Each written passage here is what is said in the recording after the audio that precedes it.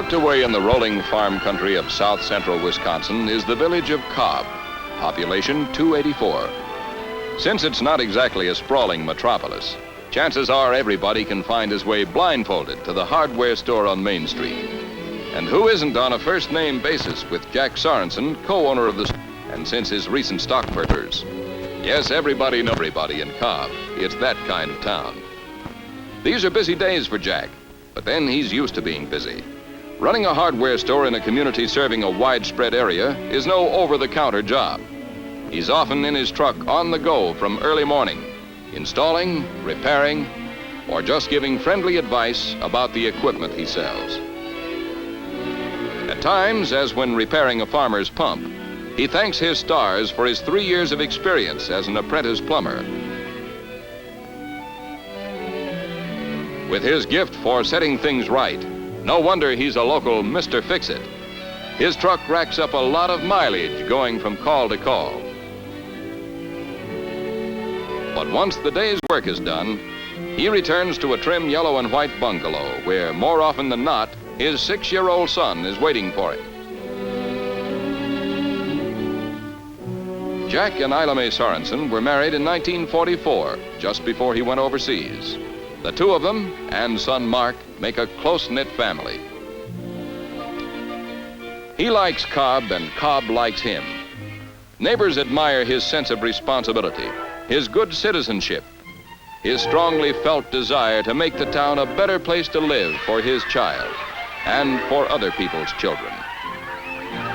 And thanks to conscientious citizens like Jack Sorensen, kids don't have much to complain about in this friendly community. At Peace American Lutheran Church, where they are members, the Sorensens seldom miss Sunday services. Young Mark is a regular Sunday school pupil, while his dad is vice president of the Lutheran Brotherhood of the church.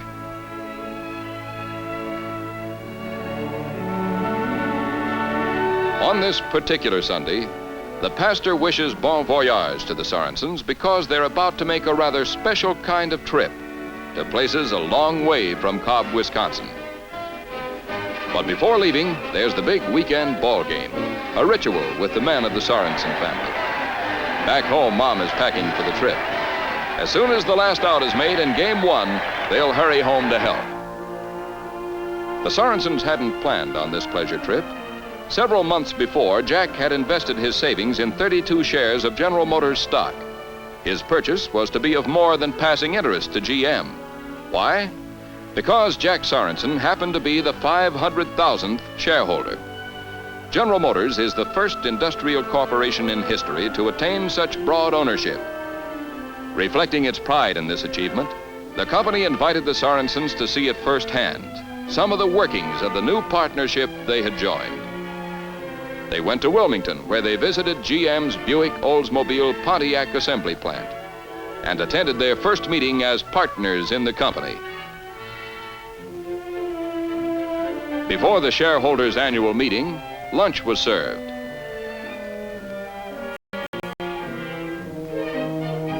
It's good chow, thinks Mark, but not exactly like Mom's.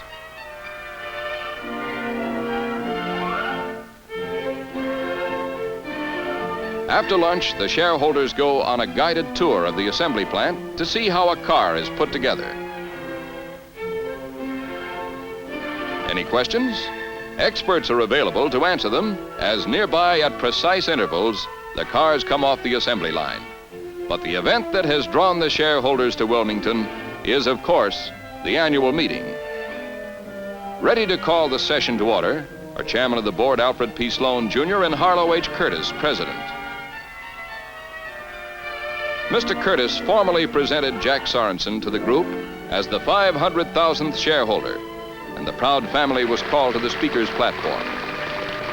The Wisconsin man was cited in Mr. Curtis's words as not alone the 500,000th shareholder, but more importantly as a symbol of the strength that underlies our American economic system. Mr. Curtis pointed out that in the company's 10th year, there were fewer than 3,000 shareholders.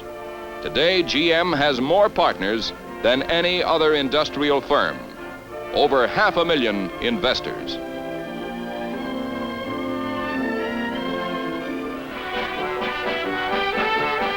was time for some fun and a quick spin up and down the boardwalk at Atlantic City before leaving for the next destination, the fabled island of Manhattan.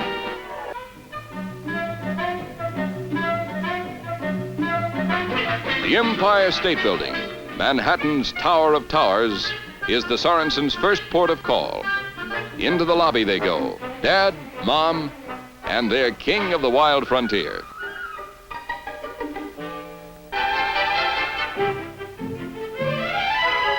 Get set, Davy, Mark, for the longest elevator ride on Earth. It's nice and breezy on the observation tower. On a clear day, you can see, no, not Cobb, Wisconsin, but an inspiring view of man-made wonders. Dominating the background, the United Nations building. That same day, the Sorensens visit the UN, dramatic scene of so much of current history. Inside, they join a guided tour. They'll have a lot to tell to their neighbors back home.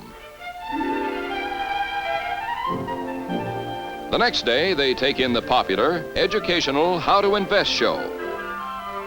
Naturally, the new shareholders head for their company exhibit, highlighted by GM's experimental car, LeSabre, and the golden Chevrolet, 50 millionth car off GM's assembly lines. They also take the opportunity of sitting in a very merry, very old Oldsmobile. Mark may not be learning how to invest, but he's having a wow of a time. The next day, the three of them journey down to the Wall Street area for a visit to the New York Stock Exchange and get the full VIP treatment from G. Keith Funston, president of the exchange. Genial host to the Sorensens on their visit is Albert Bradley, GM Executive Vice President. Before their return home, the Sorensens have one last big item on their must-see agenda, a visit to the Statue of Liberty. Jack Sorensen's camera clicks away as the mighty panorama of New York City slides past. And then in the distance, coming closer and closer, one of the inspiring monuments of our time. This has been an eventful week for Jack Sorensen and his family. They have been whirled away from the quiet seclusion of their hometown into the public eye. A fitting climax to the trip, then. Just ahead is the symbol of liberty, for it is only in the climate of freedom that such men as Jack Sorensen can build the better world they are determined to have.